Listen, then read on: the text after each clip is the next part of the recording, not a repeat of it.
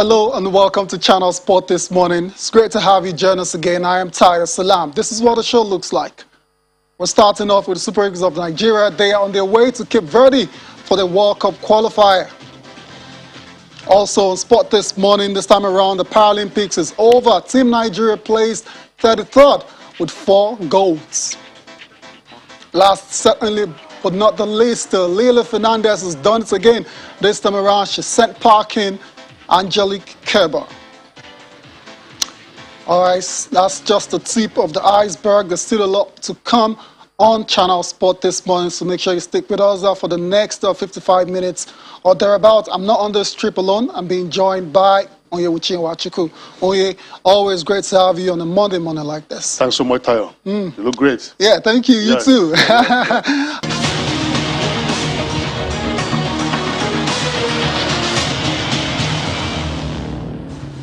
Welcome back as the final day of our coverage of the Tokyo 2020 Paralympics, which came to a close yesterday all the way in Tokyo. And China, of course, emerged overall winners with 96 gold medals. Incredible performance from the Chinese after narrowly missing out in the Olympics to the United States of America. But the dominance this time around was never in doubt. And so shout out to them on the program today.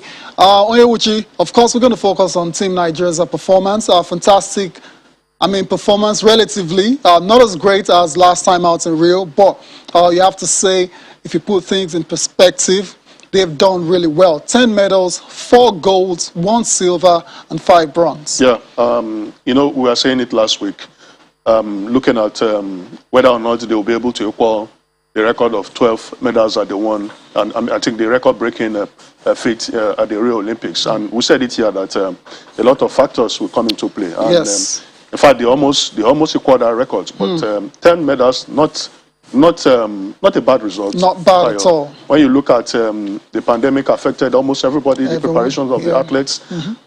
Some athletes lost form because they couldn't prepare well, they couldn't go for tournaments. So in view of that situation, I think our athletes did so well.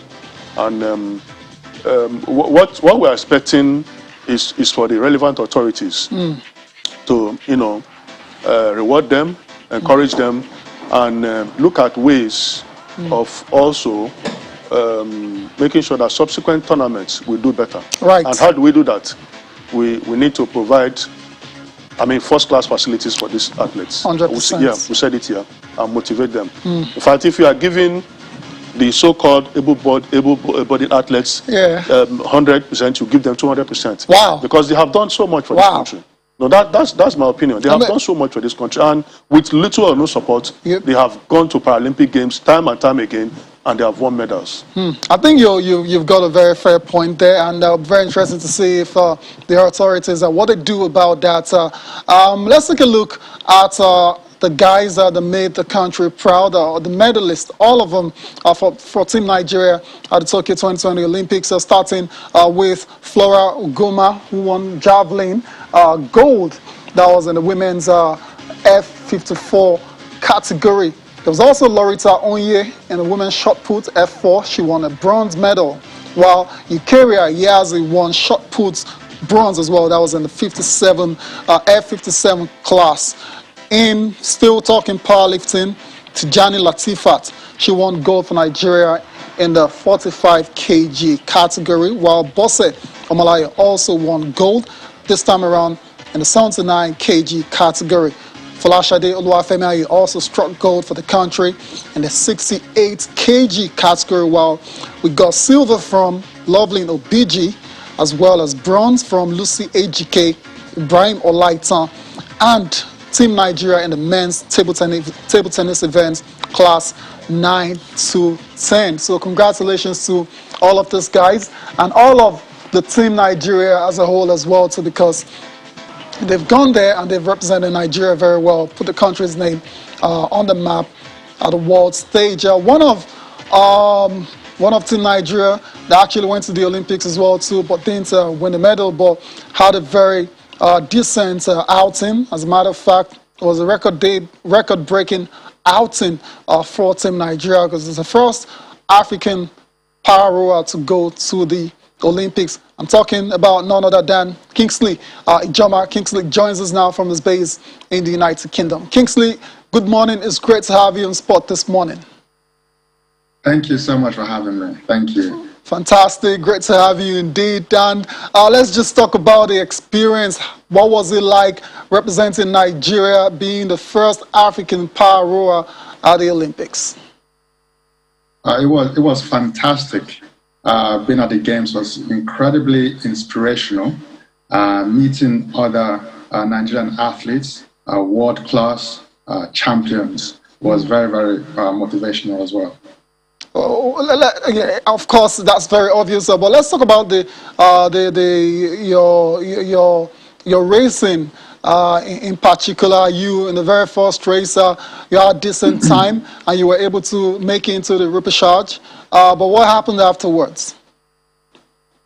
Yeah, so the way it works with heats, repechage, and then the finals. You can go straight from the heats to the finals right. if you win the heats.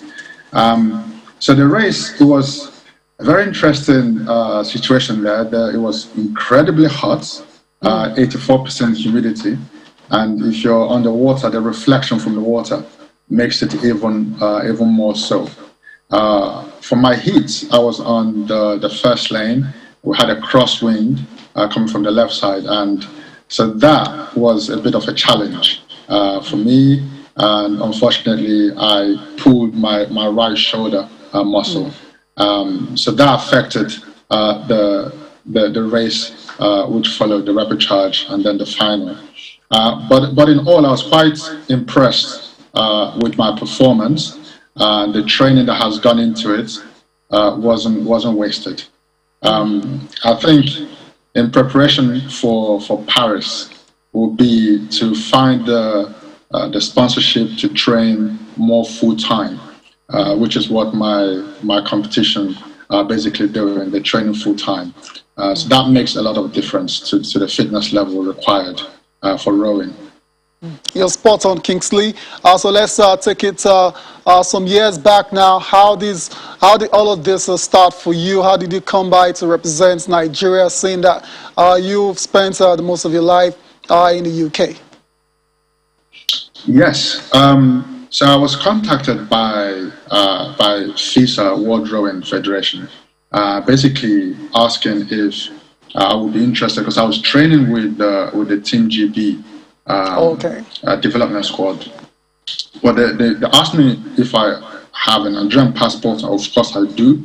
And they basically said that Nigeria is building up the rowing team.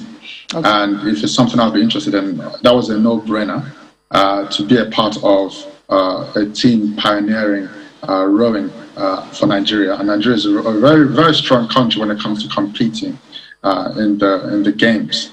So this will be the first time that we have rowing added into what we do in the games.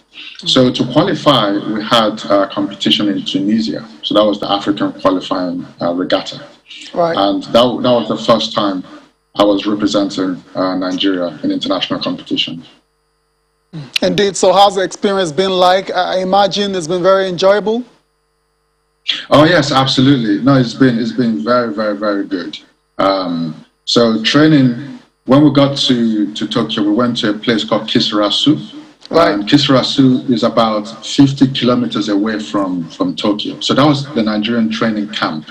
So there we met all the other athletes. We met the Nigerian community that live in Japan, and they made the whole experience really seamless for us to integrate and to get on board. Yeah, it's been a very good experience, and I'm looking forward to getting back onto training and getting prepared to qualify for the Paris 2024. In which case I'll be aiming for a medal. That's my only regret, is not coming back with a medal for this one. Yeah, I mean, you win some, you lose some. You've got another shot in Paris, which is just less than 3 years away. Before we let you go, any last word for Nigerians? I just want to say a massive thank you to everybody who've made it possible for everybody to come to Tokyo to do our very best. There's so much support from the secretaries, from the presidents, from the administrators behind the scene. And I want to also encourage anyone who's thinking about rowing to really take it up. Is a sport that really is very rewarding, and it allows you to see the world. So I encourage anyone to contact the nearest rowing clubs and take part in it. Yeah, indeed. Thank you very much for your time, Kingsley Ijoma. Really appreciate it very much. Thank you. Thank you. Thank you for having me. There you go. That's Nigeria's para rower. Went to the Tokyo 2020 Paralympics and had a very decent outing for the country. You said it all. I mean, somehow we had someone to represent us in the para rowing events. It's never happened before, and this is on the back of having two athletes in the Olympics for rowing as well, and the other one. Yeah, I think it's a breath of fresh air. Listening to an athlete really admitting that they were given the best conditions, and coming out to say that he wanted to win a medal, but unfortunately he pulled a shoulder injury, and it's also expecting, trying to recommend that certain things should be put in place so that he can win a medal in Paris, which is very close by, in the Paralympics, which is close by. So I think I like what he said. It also shows that the ministry and maybe the federation officials did so well to encourage these athletes. So I think it's good. Of course, can only get better for the country. We need to go on a break now. During the break, you're going to get to see a wrap-up of everything that went down during the Tokyo 2020 Paralympics. Of course, I would focus on Team Nigeria. Join us again.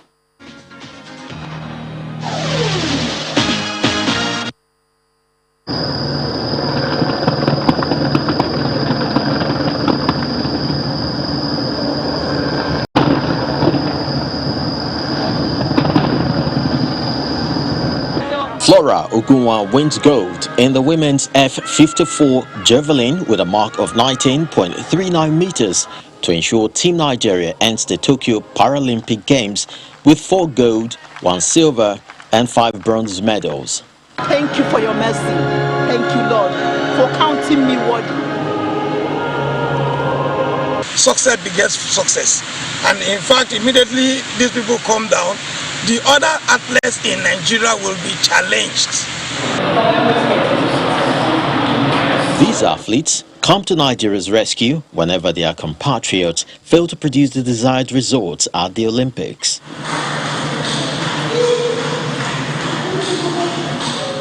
Since making our debut at the Paralympics in 1992, Nigeria has won 80 medals, including 40 gold, 19 silver and 21 bronze medals. Interestingly, powerlifting remains Nigeria's stronghold as it accounts for 54 medals, while athletics and table tennis have 21 and 5.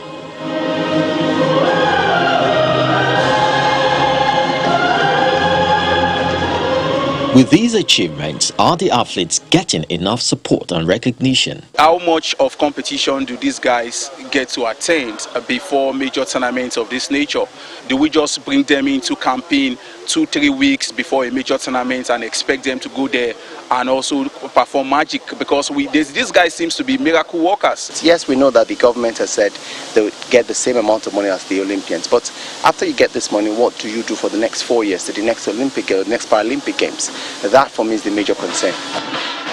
The reception of the powerlifters at the airport by the Federal Ministry of Youth and Sports Development may just be the beginning of celebrating these athletes.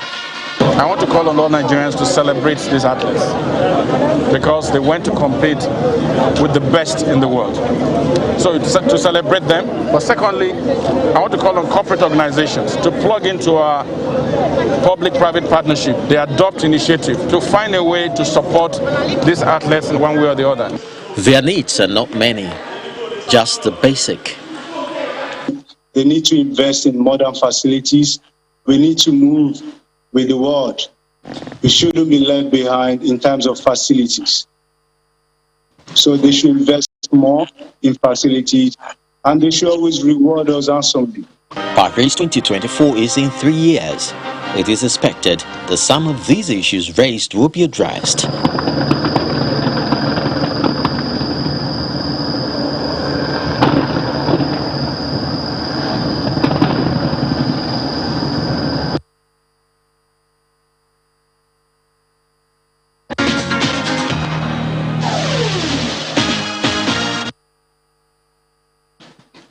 You're welcome back to Child Sport this morning. Fantastic performance from Team Nigeria at the Tokyo 2020 Paralympics. We're congratulating them for all they've done for the country, and they deserve a lot more.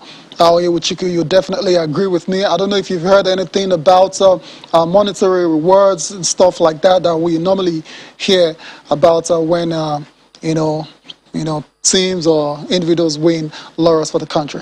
I'm not. I mean, we are used to the minister's media men releasing statements. They did it at the last Under-20 Athletics Championship, and it created some issues. But we have not heard anything. But I think I'm positive that the minister will maybe in the next coming days do something. Already he's calling for support from well-meaning Nigerians. I think everybody should rally around these athletes.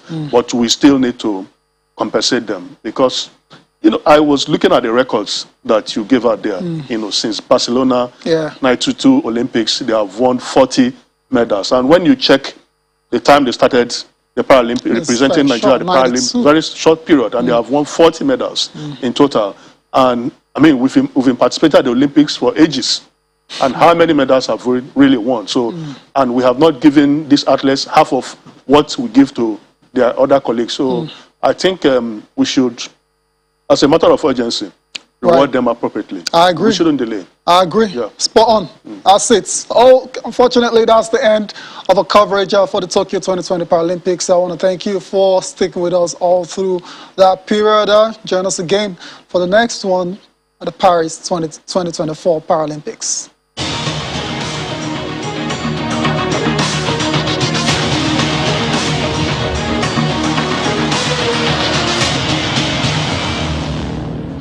Hey, welcome back to Channel Sport this morning. Let's give you a slice of table tennis now. Over the weekend, the Junior Table Tennis Championship finals went down, and it was Matthew Kuti who was the champion once again in that category after both in the junior as well as in the cadet category. Matthew Kuti winning that particular race. Kuti defeated Sadiq Adesoya in the cadet boys singles final before finishing third in the junior boys singles category, which was won by Adebowale Akiwumi, who outplayed Quadri Atunwon. The cadet girls was won by Taiwo Akambi, defeated Aisha Rabiu, while Valentina Eweleke and Kende Akambi finished third.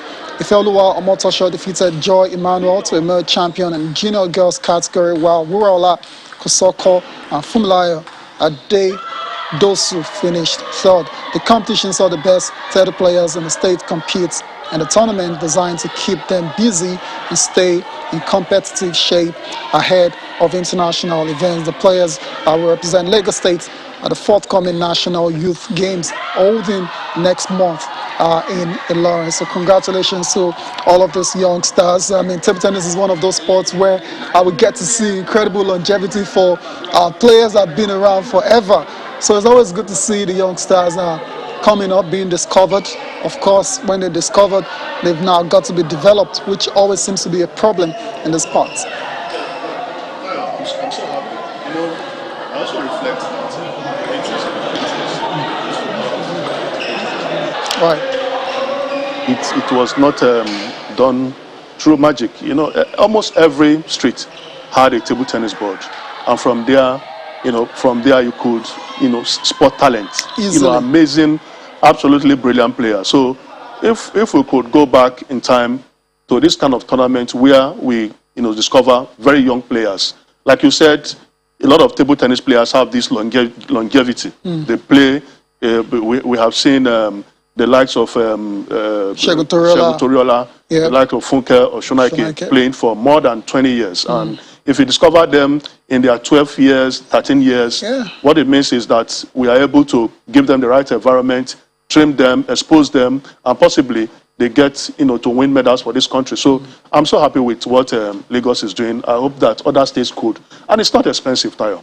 I mean, it's one of the it's not expensive. Sports. So let's invest. Yeah. We invest in the youths. Yeah. We are talking of insecurity, youth taking into drugs and all that. Table tennis could be used to, get these guys busy. It's very simple. Local government, we have 774 local governments in this country. You can imagine if each local government develops a club, a table tennis club of about 10, 20 players, what do we do? By the time these youths are saying that, okay, our mates are making it in this game, they will also be inspired to, begin to do the game. So let us begin to invest in this kind of sports where we have comparative advantage. And there are players scattered all over the place. I've seen wonderful players at the age of 6, 7, left-handed players, playing amazing table tennis. So it's for the administrators to put on their thinking caps, come up with such tournaments, go to sponsors. What sponsors want is transparency and accountability. If you're able to convince them that this tournament, this money we are giving you, we are putting it into development of players, they are likely to invest their money. You're spot on. So it's not even only about organizing tournaments alone. A proper strategy, obviously, has to be put in place for the development of table tennis and sports in general in Nigeria. Hopefully, the authorities will do something about it. Let's move on to swimming now. That's swimming is the next point of call on the show, and tell you about the National Swimming Championship finals that also went down over the weekend. Team Delta emerged victorious in the senior event of the night championship held at the swimming pool of the National Stadium in Surulere. Delta finished top of the medal table with 12 golds, 11 silver, and 4 bronze medals, while the Nigerian police team ended the competition as the runners-up after amassing 4 golds, 6 silver, and 3 bronze medals. In the category for the cadets, it was Delta State also winning with 8 gold, 4 silver, and 6 bronze medals, while YY Swimming Club finished as runners-up. For the military category, the Nigerian Army finished top, with the Nigerian Navy battling to second position. The competition featured swimmers from 21 states, 6 military and paramilitary organizations, and swimming clubs, 4 swimming clubs, and 3 universities, including OAU and the University of Lagos. Swimming, one sport where you can win 100 medals in a single competition. Why can't Nigeria leverage on, on the talents that we have and the population as well? Yeah, it's really a jigsaw puzzle, Tayo. Some people, I think, erroneously have this belief that swimming is not for the black man, but South Africans have proved that wrong. They are doing so well in swimming. So we have not really invested much in that sport. And like you said, we have some talents, and we have naturally talented swimmers that we can expose to the best conditions and get them to international limelight. So I want to believe that if we invest properly, we'll get the best talent. And for this tournament, we expect that more of this tournament will be replicated in the States. Like what the Swimming Federation is doing, I hope that the swimmers that will emerge here will also be given the best support so that they will get what they need. Indeed. Let's get reactions coming from the National Swimming Championships.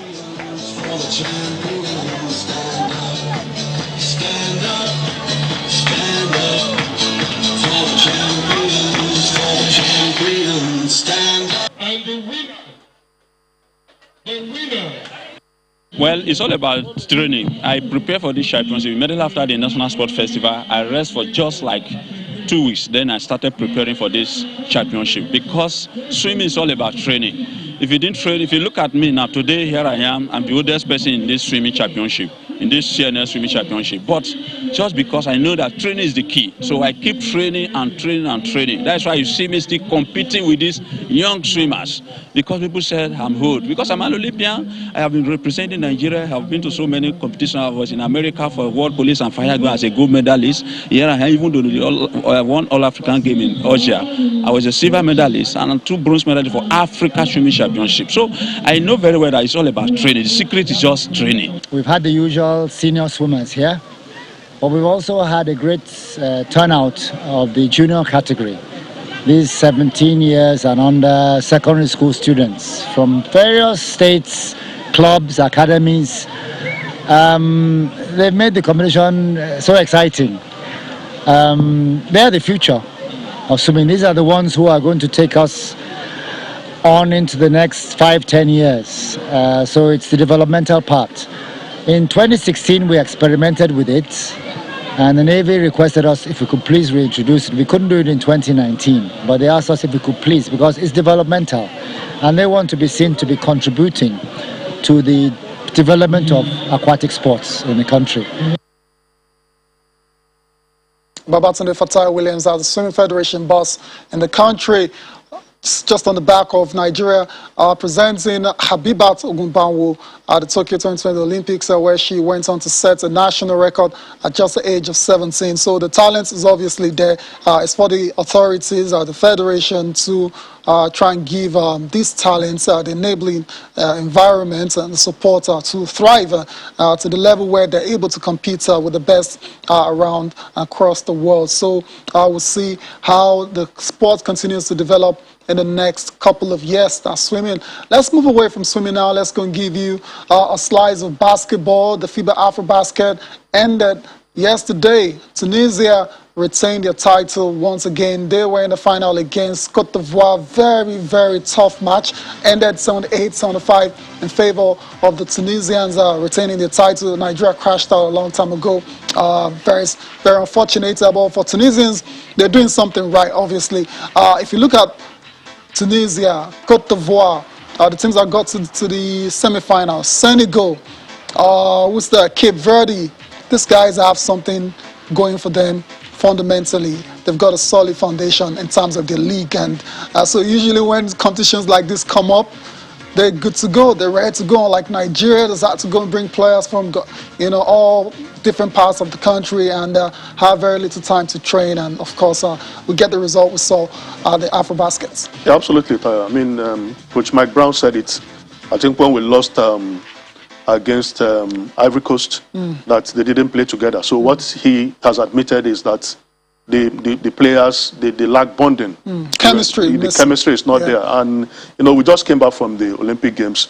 And unfortunately, the Olympics had to be postponed by a year, and it affected the Afro basketball. Yeah. So to the point you are saying, I think it's absolutely spot on.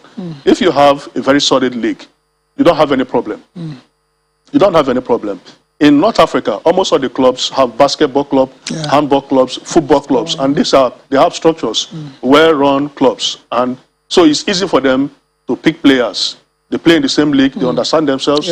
So it's very easy for the coaches to select players. You are not, it's not like blinking in the dark. And so when did we play our Premier League basketball in this country? So it's been a lot. It's been quite a while. So this should be the challenge for the federation.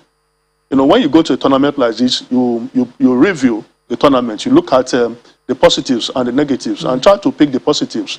Try to learn from it. It's a learning curve. But sometimes, instead of learning, we are taken back. So we must do something very, very seriously to revive the Premier League so that in a situation like this, we have players to fall back on.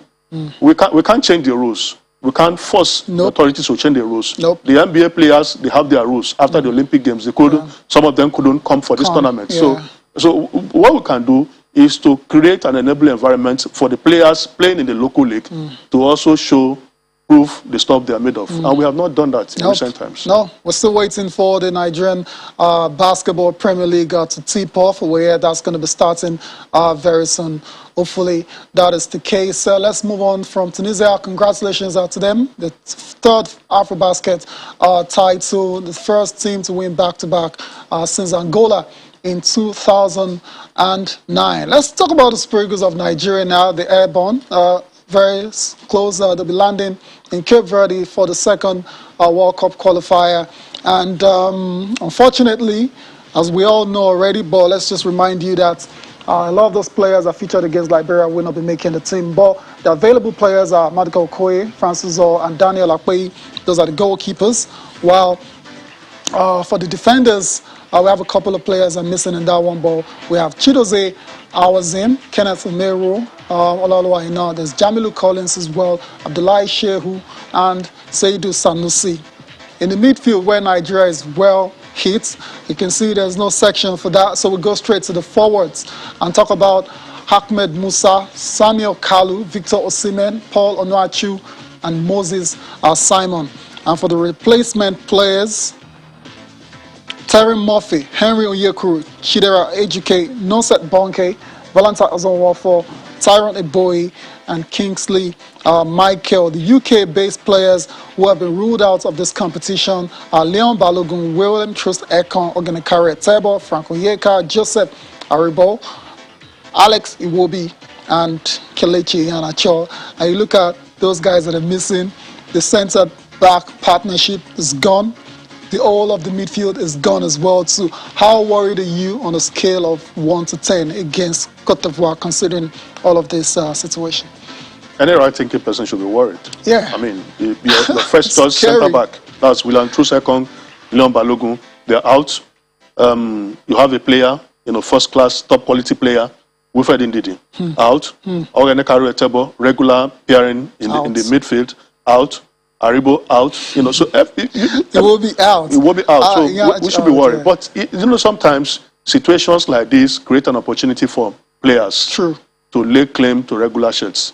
And if these players who have gone to Cape Verde, if they are really thinking deep, this is an opportunity to prove to Coach General that we can also play much better than we can be regulars as well. We can be regulars. Why not? But the problem is that in that team, you don't have a natural defensive midfielder. Frank Onyeka had COVID-19 and he couldn't make the trip even for the Liberian game. Yeah. Wilfred is already out. So the natural midfielders are where the problem is. The others you can improvise. Chidozie Awazim and Kenneth Omeru could play in the centre-back. We have Seydou Sanusi. Olaino is still there. Shehu Abdullahi is there. Tyrone Eboyi is still there. So in the defense line, you don't really have much problem. Some players can do the job. Okay. But my worry is the midfield. We still have our first choice striking partnership. Paul Onuachu is there. Osimhen is there. Samuel Kalu is there. Well Ahmed Musa is there, and Moses Simon. So is the midfield. Yeah. That's where Ross headache will start from. So serious headache. He's earning a lot of money, so now is the time for him to prove, to justify his pay. Wow. Yeah. Wow, indeed. There's Innocent Bonke. We haven't seen him a lot in this part. I plays for Malmo in the Swedish league. So perhaps there's an opportunity for him to show that he belongs to the senior national team of the country. But I totally agree. There's also Kingsley Michael as well. So these are players that can feature in that. And the midfield is so crucial for any team, any football team. So that's a major worry. But it's all on Gennett Raw now to really earn his salary for that game against Cape Verde. The Cape Verde team are very, very decent, especially at home. They've got players from across the world as well, too, foreign-based. Yeah, they have, I think one of their players will be missing. They have scored 4 goals.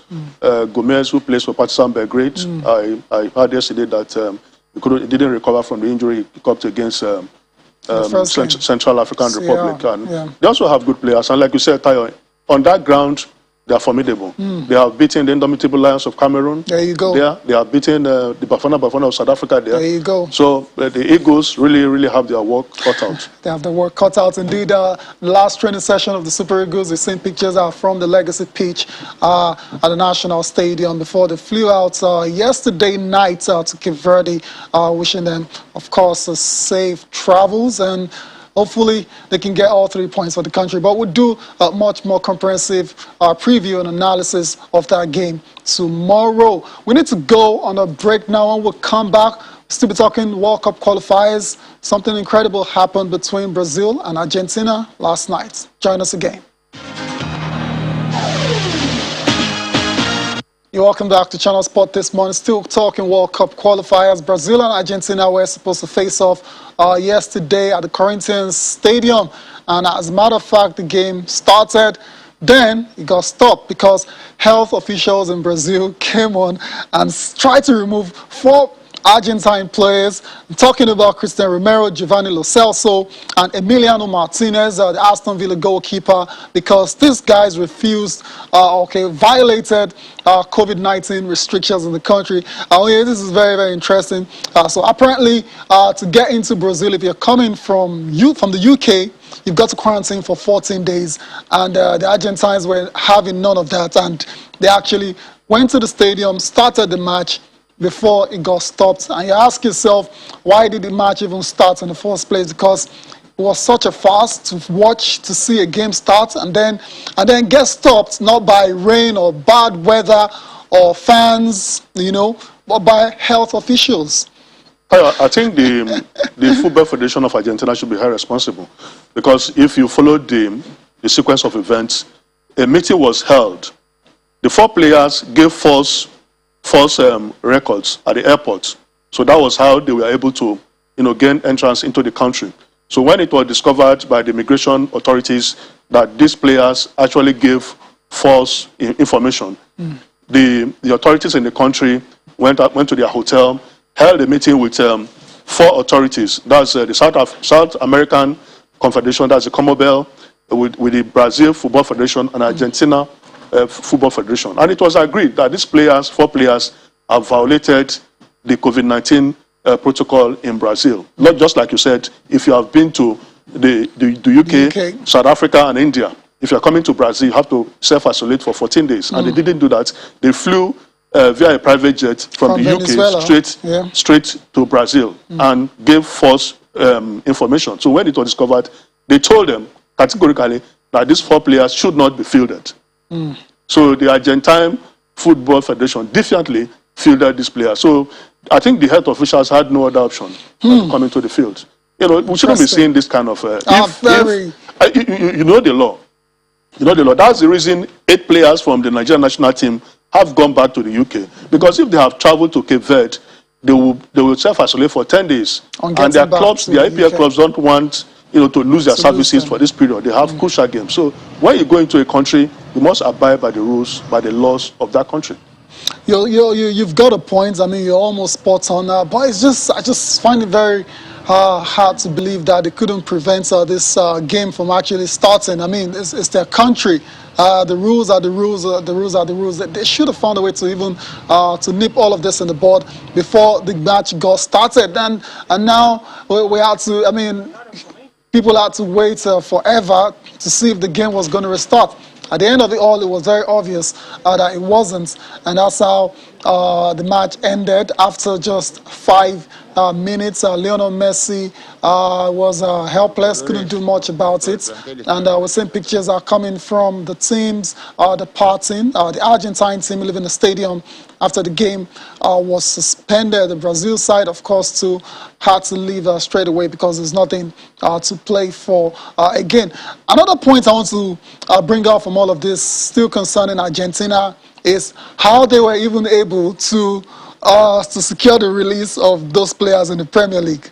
Emiliano Martinez, Cristian Romero, there's another player that plays for Aston Villa, and Giovanni Lo Celso all play in the Premier League, yet they're traveling to these red list countries where Nigerian players can't go to as well. They had a special arrangement. So why couldn't NFF have done that as well? Well, it depends on your power of persuasion and your relationship with the clubs. I read a report where the Argentine Football Federation reached an agreement with Tottenham Hotspur and the other club, Aston Villa, allowing these players to play this game and come back almost immediately. Yeah. So it's basically between the two parties. So why can't the NFF, I mean, in such a crucial game like this where Nigeria be missing a lot of players, couldn't have done the same thing? I really don't know, because I'm aware that the Nigerian Football Federation president, Amaju Pinnick, was in London, a few days before the qualifier. In fact, I think he came into the country maybe like 48 hours before the game. He was in London purportedly to arrange, going to an agreement with the clubs. Maybe they couldn't reach an agreement. Okay. Maybe they couldn't. But it also shows that we need to cultivate the relationship of this club, because it's pivotal. You need the trust of these clubs. If you are able to reach an agreement, try to protect it, that convince them that they're going to protect the players, they're likely going to release the players. But if you are not, and some of these agreements will be written, signed. So if you breach, I mean, you are not likely not to get the services of these players, maybe for subsequent games. So I think it's just an administrative issue. Yeah, and perhaps, like I said, wasn't for lack of trying with what you just said about the president of the NFF. Trying to meet with some of these clubs. Well, when that's sorted now, that's done. There's not much that can be done about it now. The Super Eagles will have to prosecute that match against Cape Verde without the UK-based players, 8 of them in total. Let's take a look at the papers now before we close the show. And let's start with Sporting Sun. Iheanacho Neil Soap helped with 2 goals, got 2 goals against Liberia, and these soap issues come up again. But 2 well-taken goals from the senior man. I mean, that was just a difference. A lot of people are saying in the second half, the Eagles were not fluid. You see, when you play on a wet pitch, yes, the pitch was not waterlogged. No, it rained heavily that day. But when you play on a wet pitch, you have to be careful not to commit blunders in the vital area that could lead to conceding a goal. So we scored 2 goals in the first half, and for the fact that we didn't concede, it's massive. I mean, that's the most important thing. So if you are looking for good football, you could look elsewhere. I think it's better to play ugly and win than to play good 100%. Football and not get any points. So, 100%. Yeah, I'm not one of those complaining about that game at all. 2 goals, 3 points, none conceded. I think it's good enough. Mikel Arteta handed 5 games to save Arsenal job. Interesting.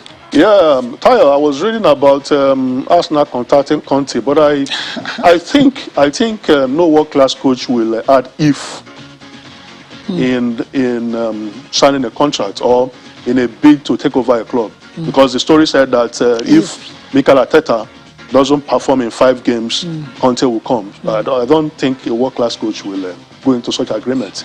Maybe he has sympathy for Mikel Arteta for what he has achieved in the past and as a player and all of that. But the truth is, if Arsenal continues to flounder, they continue to deliver poor results, they'll get a coach. Then it's going to go, and someone is going to have to come in. Whether that person is Conte or not, it's so shocking that in all the games they have played, they have not scored a goal. 3 games, winless, goalless, bottomless.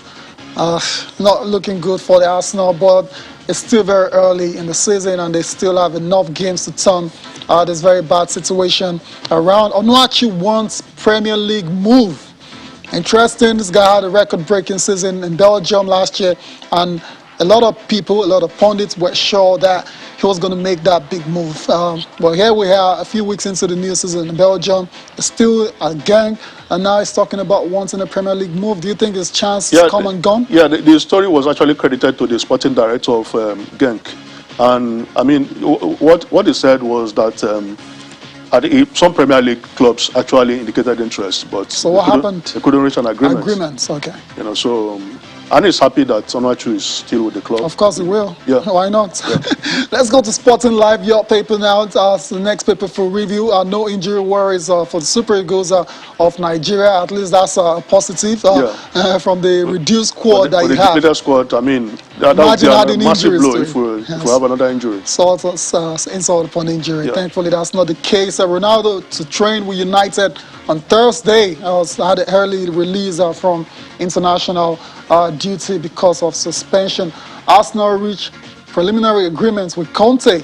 Okay, that's you guys actually going on a step further with this Conte story. We'll see how it pans out before. And they're also talking of Sam Allardyce. Big Sam, indeed. Always available. Arsenal are not battling relegation just yet, because we know that's a specialty of Big Sam Allardyce. Well, he couldn't help the last team he coached. Couldn't help. Yeah, for the very first time he went down with the team. So these things do happen, but I just don't think Arsenal will be turning to Sam Allardyce in this situation unless it gets really bad. Arsenal gets major boost in Onana pursuit.